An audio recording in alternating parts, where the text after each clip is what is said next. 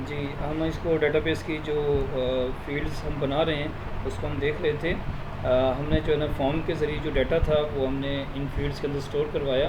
Store करवाने के बाद अब हम इन फ़ील्ड्स को डेटाबेस इन फ़ील्ड्स के अंदर डाटा आ चुका है जो हमने फॉर्म के अंदर एंटर किया था, उसको जो है ना हम डेटाबेस में स्टोर करवाएंगे।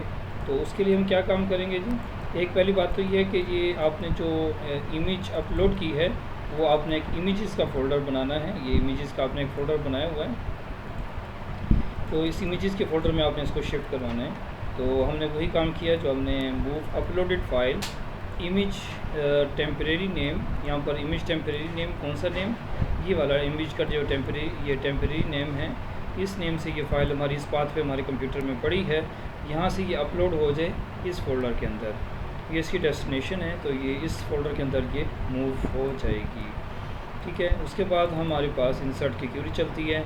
हम क्यूरी को चलाने के लिए हम एक वेरिएबल में स्टोर करवाते हैं। हम डायरेक्ट भी चला सकते हैं क्यूरी, लेकिन हम इसको वेरिएबल में इसलिए स्टोर करवाते हैं कि हम फिर इफ़ की कंडीशन से इसको चेक करवा लेते हैं कि अगर ये क्यूरी चली है तो हम मैसेज शो करवा दें कि आपका रिकॉर्ड सक्सेसफुली अपडेटेड। अगर क्यूरी नहीं चली तो उस सूरत में हम इसको एरर शो करवा देंगे। तो अब हम क्या करेंगे, इंसर्ट अंडरस्कोर पोस्ट। पोस्ट क्या है जी, हमारे पास टेबल का नाम है जो डेटाबेस के अंदर हमारे पास टेबल बनी हुई है। मैं दोबारा दिखा देता हूँ। वहाँ पर डेटाबेस के अंदर जो टेबल है उसका नाम क्या है, पोस्ट। ये पोस्ट की टेबल ओपन हुई है। तो आपके पास पोस्ट की टेबल, इसके अंदर हमने डाटा स्टोर करवाना है और इसको टेबल को हमने इंसर्ट किया इसके अंदर, और इंसर्ट अंडरस्कोर पोस्ट।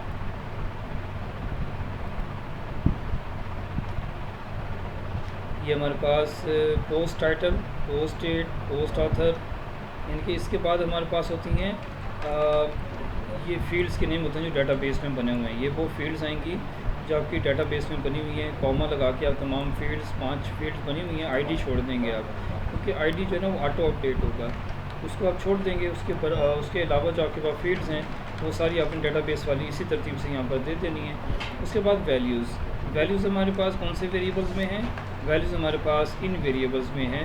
तो हम टाइटल, डेट, ऑथर, कंटेंट, ये और इसके बाद इमेज का नेम, ये चीज़ें हम देंगे तो हमारे पास ये डाटा इन वेरिएबल से जो डाटा है आपके पास डेटाबेस की जो ये फील्ड्स हैं इनके अंदर चला जाएगा।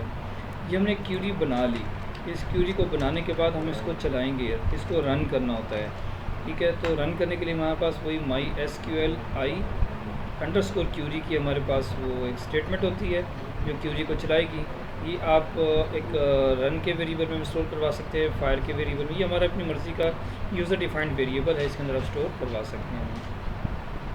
तो इसके अंदर हमने स्टोर करवाया। स्टोर करवाने के बाद हमने इसको क्यूरी को, ये डेटाबेस का कनेक्शन अंडरस्कोर क्यूरी, ये 2 चीज़ें इसमें देनी होती हैं।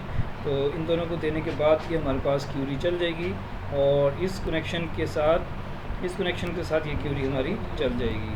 ठीक है, तो अब हम इस वेरिएबल को चेक करवा लेंगे। अगर ये वेरिएबल चला है तो आपके पास हम कहेंगे जी रिकॉर्ड सबमिटेड, अगर ये वेरिएबल नहीं चला तो रिकॉर्ड नॉट सबमिटेड। तो इतनी कोडिंग करने के बाद आपका जो डेटाबेस के अंदर, ये फॉर्म के अंदर जो आपने डाटा एंटर किया है वो आपका डेटाबेस में जाकर स्टोर हो जाएगा। तो इसको हम परफॉर्म करके देख लेते हैं। और दूसरा जो है ना, हमने ये जितनी भी फील्ड्स हैं ऊपर इनके साथ इको भी लगा दिया, ताकि हमने जो फील्ड फॉर्म के अंदर एंटर की हैं ये तो शो भी हो जाएं और साथ साथ हमारे पास ये मैसेज भी आ जाए कि अगर ये रिकॉर्ड सबमिट हो गया है तो हमारे पास ये मैसेज भी आ जाए रिकॉर्ड सबमिटेड का। ठीक है, तो ये चीज़ें हमारे उस फॉर्म पे परफॉर्म हम करने जा रहे हैं। तो यहाँ पर हम कोई भी रिकॉर्ड दे देते हैं, टेस्ट 2, ये टेस्ट हम दे देते हैं 22, ताकि एक यूनिक बन जाएगा। पोस्ट ऑथर दे देते हैं हम जावेद इकबाल।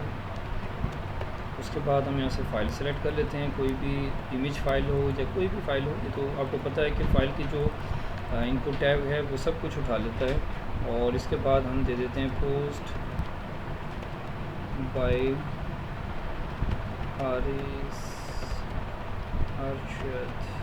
अर्शद को स्पेलिंग ठीक कर देते हैं। ये हमने यहाँ पर सबमिट किया। इसको सबमिट पे क्लिक करेंगे तो हमारे पास वो सारा जो अमल है जो सबमिट के बटन पे क्लिक करने से परफॉर्म होना था वो सब चल जाएगा।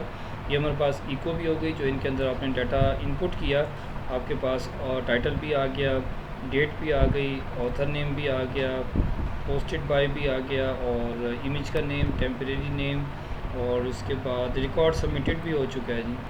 उसने मैसेज दे दिया कि आपका रिकॉर्ड सबमिट हो चुका है। हम जाकर डेटाबेस में जाकर इसको रिफ़्रेश करते हैं। रिफ़्रेश करने के लिए हमारे पास या तो ब्राउज़ के बटन पे क्लिक करते हैं, ब्राउज़ के बटन पे क्लिक करते हैं, या फिर आप रिफ़्रेश के बटन पे क्लिक करते हैं। दोनों से आपका ये रिफ़्रेश हो जाएगा। हमारा जो रिकॉर्ड है उसका नाम है टेस्ट 22। ये लास्ट में आ चुका है हमारे पास, और डेट भी आज की आ चुकी है। जावेद इकबाल, पोस्टेड बाय हारिस रशद, और हमारे पास LED 3 आपके पास इमेज भी आ चुकी है। तो ये था हमारे पास इंसर्ट के हवाले से। इंसर्ट की क्यूरी हमने चला कर देखी, और हमने उसके लिए फॉर्म भी बनाया, और हमारा रिकॉर्ड सक्सेसफुली सबमिट हो चुका है।